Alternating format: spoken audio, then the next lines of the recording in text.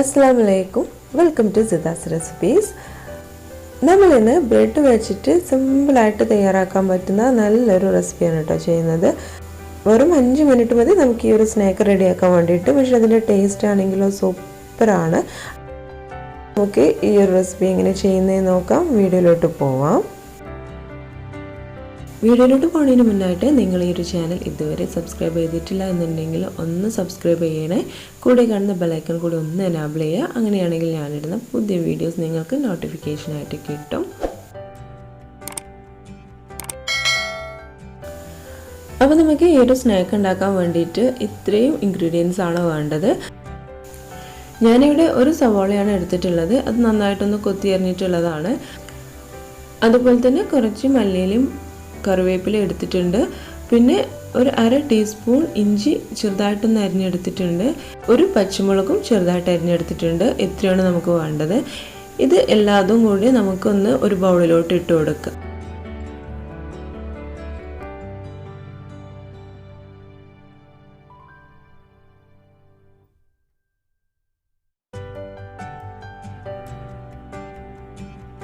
ഇനി ഇതിലേക്ക് ഒരു 1/4 കപ്പോളം മൈദ ഇട്ട് കൊടുക്കുന്നുണ്ട്.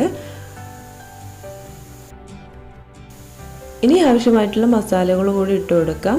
അപ്പോൾ ഞാനിവിടെ ഒരു 1/2 ടീസ്പൂണോളം മുളക് പൊടി ഇട്ട് കൊടുക്കുന്നുണ്ട്. അതുപോലെ തന്നെ ഒരു പിഞ്ച് മഞ്ഞൾപ്പൊടി, ഒരു കളറിന് വേണ്ടിയിട്ടാണ്, കുറച്ച് മാത്രം മതി.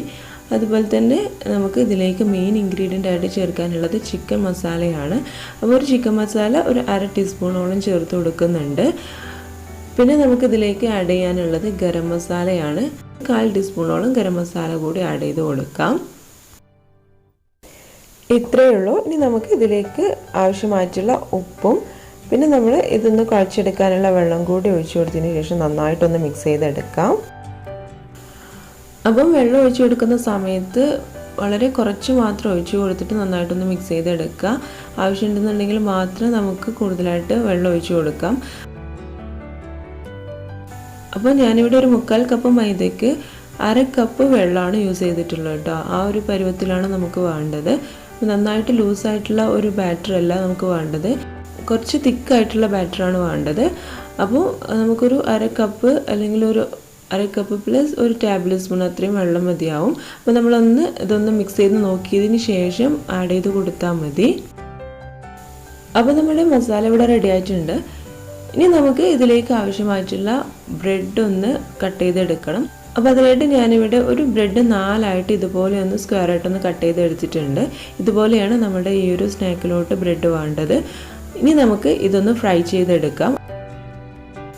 അപ്പോൾ അതിനായിട്ട് ഒരു ചീനച്ചട്ടി അടുപ്പിൽ വെച്ചിട്ടുണ്ട്. നന്നായിട്ടൊന്ന് ചൂടായ സമയത്ത് കുറച്ച് ഓയിൽ ഒഴിച്ചു കൊടുത്തിട്ടുണ്ട്.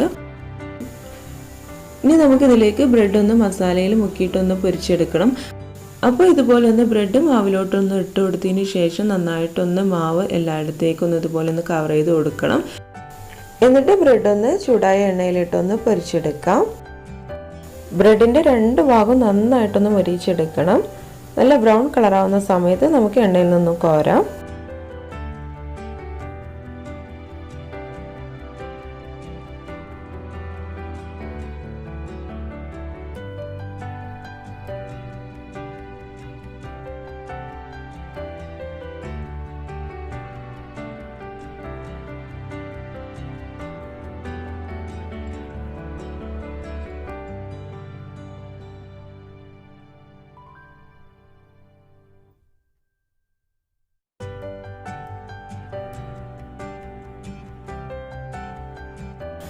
അപ്പോൾ ഇത്രയുള്ള നമ്മുടെ സ്നാക്ക് ഇവിടെ റെഡി ആയിട്ടുണ്ട്.